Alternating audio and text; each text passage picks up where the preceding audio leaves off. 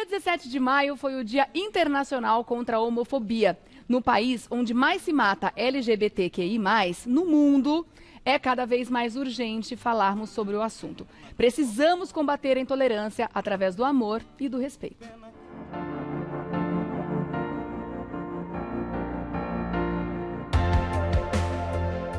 Não há amor melhor, amor mais bonito ou amor mais certo. Apenas amor. O amor não faz distinção de gênero, raça ou religião. Existem diversas formas de amar e devemos respeitar cada uma delas. O casamento é a união entre duas pessoas que se amam. E há 10 anos, o STF reconheceu por unanimidade a união estável homoafetiva. Muito além do sim de papel passado, a decisão garantiu igualdade de direitos, possibilitando as mesmas condições jurídicas anteriormente asseguradas apenas aos casais heteroafetivos. A decisão, sem dúvida, foi um divisor de águas, foi importantíssima, ainda que tardiamente, porque em decorrência dela, muitos outros direitos foram garantidos no judiciário também, a exemplo da adoção sem entraves burocráticos, a possibilidade do uso de nome social que representa a sua identidade de gênero e também a possibilidade de doação de sangue. Então, o judiciário é sempre a voz de quem não tem vez. Todos têm o direito de formar uma família, onde a base é o afeto, a confiança e a segurança. A diversidade das relações familiares traz mudanças na estrutura da sociedade e Paulo Gustavo foi um exemplo de representatividade. O casamento do ator com o médico Thales Bretas, em 2015, foi um dos primeiros casamentos homoafetivos repercutidos na mídia nacional. Foi uma cerimônia muito simbólica, que serviu de inspiração para muitas pessoas. Compartilhando o sonho de serem pais, formaram uma família linda com a chegada de Gael e Romeu. Como é que a galinha faz? Como é que a vaquinha faz? Paulo deixou um legado de amor, empatia e tolerância. Novas formas de constituição familiar existem e é preciso reconhecer, aceitar e respeitar.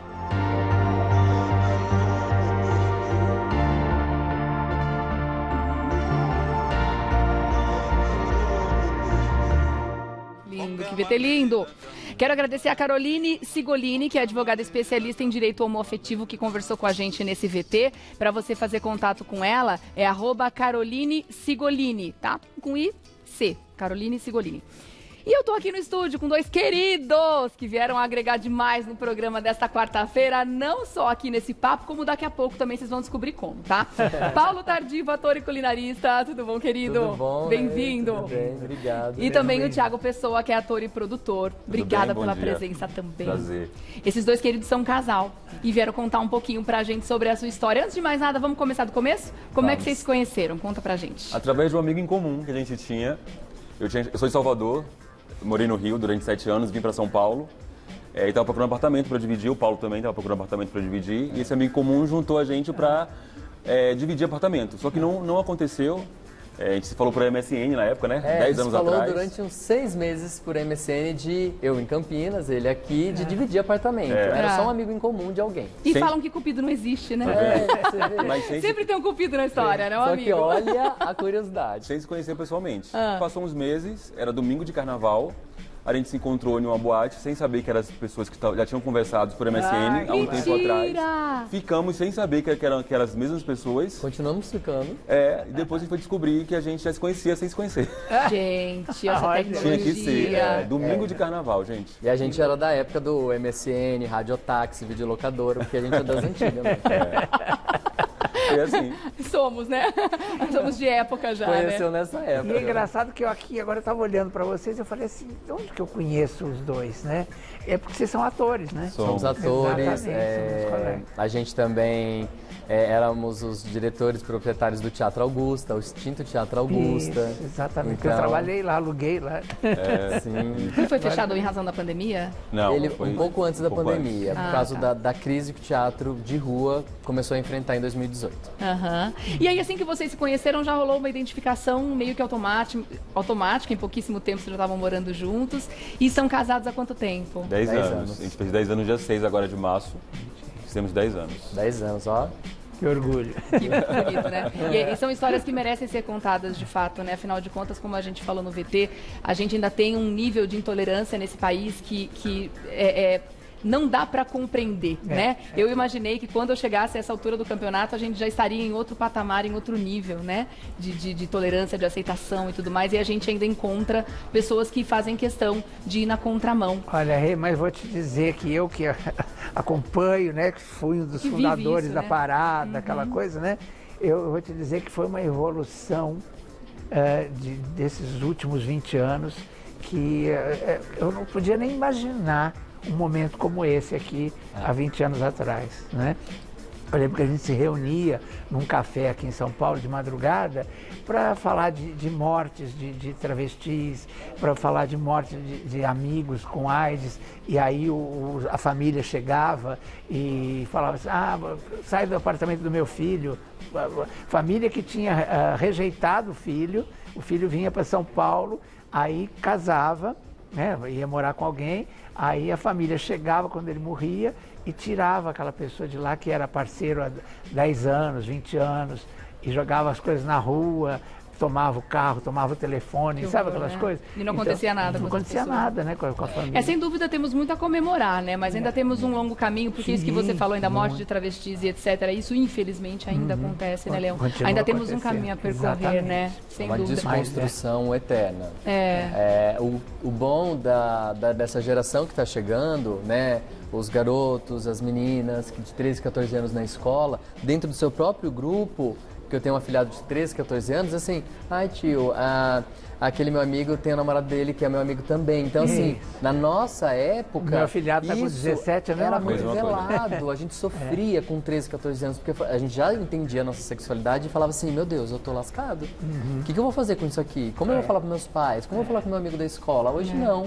Hoje, graças a Deus, algumas pessoas vieram na nossa frente, abrindo esse caminho, dando as mãos nas ruas, infelizmente, sofrendo muito, sendo apedrejado para abrir caminho para uma desconstrução. Então, assim, essas pessoas que vieram antes têm que ser muito serem lembradas. Aqui mesmo na Paulista, lembra de um rapaz que foi rapaz com a lâmpada, agredido com uma lâmpada? Inúmeros outros que a gente nem Tantos sabe, né? casos, são heróis, aquele professor Neres que morreu na Praça da República, que eu lembro que ele teve um ato depois que eu fui com a Elke e tal. Então, quer dizer, são heróis emblemáticos, que né? Fizeram a gente chegar até aqui. Os casos emblemáticos. E são muitas das situações que você mesmo falou, né? Sobre as comemorações que a gente tem que ter em cima desse assunto, porque muito já evoluiu, inclusive no âmbito da lei, pelo reconhecimento das relações, dos casais homoafetivos, né, das relações estáveis e da adoção. Coisa mais linda, a família cresceu. Quero saber como é que foi esse processo, quando é que vocês tiveram essa ideia de fazer a família crescer, enfim, como é que essas joias chegaram na vida de vocês? Com 7 anos de casado, nós temos uma prima, que é juíza da infância e da família, e no Natal a gente batendo um papo, ela falou assim, meninos, já está na hora de vocês terem um filho. E a gente sempre quis ser pai. A gente sempre falou sobre isso, né? Desde o começo da relação, antes de conhecer o Paulo, sempre quis ser pai, e o Paulo, antes de me conhecer, também sempre quis ser pai. A gente sempre dividiu essa vontade, sempre conversou sobre isso em casa, né? E aí, foi passando o tempo, né? Vai amadurecendo a relação, a gente vai falando sobre mais o assunto, a vontade vai aumentando, e com 7 anos de relação a gente começou a pensar nisso, o coração começou a falar mais alto, assim, tipo. E aí nossa prima, que é juíza, estava no Natal, falou sobre isso, explicou pra gente como era o trâmite da coisa e tal. E aí isso foi em dezembro, janeiro a gente estava no fórum, né? E a gente, foi assim, primeiro a gente teve a certeza da nossa relação quanto dois, Sim. O quanto a gente se amava e era fortalecido, porque não adianta você colocar uma criança na sua vida, uma família, e é uma relação frágil, que se vai se destabilizar depois, essa criança... A gente acredita no poder da família. Isso que você está falando é muito importante, sabe? Porque há também uma coisa na sociedade de que o homossexual é ligado sempre à promiscuidade. Né? E aí vocês, quer dizer, esse bom senso de vocês, né? Assim, nós somos uma família, então podemos ter um filho, né? Sim. Isso é muito legal, né? E ela começou a apresentar números, assim, de quando as crianças são adotadas e devolvidas. Ai, gente. Que isso é uma das maiores tristezas. Eu não consigo imaginar isso. E o índice é altíssimo de crianças que são adotadas e são devolvidas. E aí começou... Primeiro que já é difícil preencher aquele nível enorme de exigência que algumas famílias acabam fazendo, por ser, tem que ser neném, pequenininho, Branco. Mas é por isso que a conta não bate. que não tem irmãos. Porque a realidade do abrigo do nosso país não é a realidade do pretendente que quer adotar. É. A maioria Porque que é o processo branco, demora uns 2 recém-nascido. anos, normalmente, né? Até você ser aprovado enquanto família e tudo mais. E numa dessas crianças vão crescendo, de Sim, fato, né? E a conta nunca vai fechar mesmo. Nunca. Não vai e falando, né, que as crianças acima de 7 anos, elas começam a ficar lá. Porque na época era assim, 30% dos pretendentes queriam a criança mais velha. Então isso começou a tocar muito na gente num outro lugar, além da vontade de ser pai. A gente falou, não, Thiago, acho que está na hora mesmo, vamos ser pai. A gente ficou muito tocado com tudo isso. E aí foram 2 anos de processo de adoção, aí desde a documentação, que as pessoas falam sobre burocracia e a gente frisa muito isso. É extremamente importante, a burocracia. É necessário. Esses 2 anos são importantes mesmo, porque precisa conhecer para quem você está entregando aquela criança. Isso, porque ela já sofreu, gente, ela tem um trauma. Os meus filhos chegaram com uma história, eles não vieram com uma página em branco. A gente não teve uma gestação. Minha filha tem uma história de vida enorme, uma bagagem enorme do que ela viveu com a mãe biológica dela até os 4 anos. Então, assim, a gente tem que entender, tem que validar, não pode ter erros. Então, assim, existem pessoas racistas, existem pessoas homofóbicas. Então, assim, tudo isso é detectado num processo. Na entrevista com um psicólogo, com um assistente social. E mesmo assim não é garantia de não devolução? Sim, imagina não é se não garantia, tivesse esse crivo tão, né? É isso E aí. aproveitando para falar desse lance das crianças mais velhas que estão no abrigo, a gente vê muito assim nos cursos que a gente fez para tirar habilitação sobre, eu quero beber porque eu vou perder os primeiros momentos da criança, não vou ver andar, não vou ver falar. Gente, a criança mais velha tem tantos primeiros momentos tão especiais quanto o bebê. A minha filha chegou com 5 anos. São tantos momentos que a gente passou com ela que ela não conhecia o mar, não conhecia a escada rolante, o ketchup. E é tão emocionante ou mais do que ver o Davi andar, do que ver o Davi falar, entende? Então, tipo, eu gosto muito de falar sobre isso, assim, tipo... adoção tardia, da adoção tardia, porque é tão importante você tirar essas crianças do abrigo mais velho, porque as pessoas não querem, elas vão crescer, vai crescer lá sem um futuro, sem um olhar, sem um amor. E por uma besteira de um pensamento, não vou ver andar, não vou ver falar. Minha filha me emociona diariamente. Acha que o caráter, a moral já é formado. E assim, com 5 anos já chegou uma pessoa pronta para você. Eu já tô aqui emocionado. 5 anos eles estão lá mais lá do que aqui ainda. Eles são muito mais etéreos do que, né? A minha história foi diferente, porque a minha filha nasceu na minha casa, né? E aí, quer dizer, ela já era minha filha. Porque você acompanhou a gestação? Amorosamente e tal, né? Mas aí precisava legalizar, né? E aí eu acabei não adotando, porque a mãe dela foi lá no cartório comigo e disse, ele é o pai, né? Então, quer dizer, eu nem sabia que eu estava fazendo uma coisa errada, na verdade, porque eu perguntei no cartório, mas pode isso? Ele disse, se a mãe está dizendo que você é o pai, você é o pai. Ok, né? Então, ela não foi adotada, né? Então, mas é linda essa história de vocês, porque... mostra que realmente tem amor, né? Onde tem amor a gente tem tudo, né? Tem respeito, tem tolerância, tem tudo. E como é que foi a dinâmica? Quem chegou primeiro dos dois? Chegaram juntos. A gente, na verdade, ia adotar quando a gente chegou para conhecer a gente foi informado que eles tinham um irmão, eram irmãos. Aí a gente falou, ou a gente vai embora sozinho, ou a gente vai embora com os dois. Isso bota no água Ceará, no feijão aí. Isso no Ceará. Isso no interior do Ceará, No interior, assim, do Ceará. Tipo, 3 horas de Fortaleza, a gente lá. Primeiro dia que chegou, né, na cidade. E aí já tava no abrigo e assim, olha, mas... A gente foi informado num abrigo que eram 2, que eles eram irmãos. O juiz queria que saíssem os 2 daqui, ela já se apegou a ele, porque soube que ele era o irmão, que estava na barriga da mãe quando ela saiu de lá.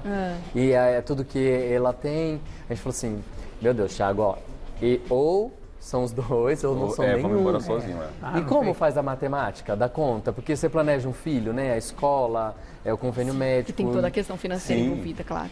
Aí a gente viveu 1 mês ali dentro daquele abrigo e entendeu inúmeras histórias que tinham ali. Sabe assim, vó que colocou o filho na linha do trem para o trem pegar. Filhos, não sei o quê. Assim, eu não vou falar porque a gente tem que trazer uma coisa melhor, mas assim, imaginem vocês na casa de vocês coisas assim extremamente absurdas, assim, crianças ali com transtorno de borderline, já tentou suicídio. Eu falei pro Thiago, não importa se não tem dinheiro para o inglês, se não tem dinheiro para natação, elas precisam de outra coisa. Nossa, que recado maravilhoso que você deu, né? Porque água no feijão a gente bota. Lógico. Entendeu? A educação vai ter, o público, o SUS que está aí, mas assim, eles precisam sair daqui, eles precisam de uma referência de lá, eles precisam ter educação, né? Como é que alguém consegue ser contra isso ainda hoje em dia, né? Quando a gente ouve essas histórias, né?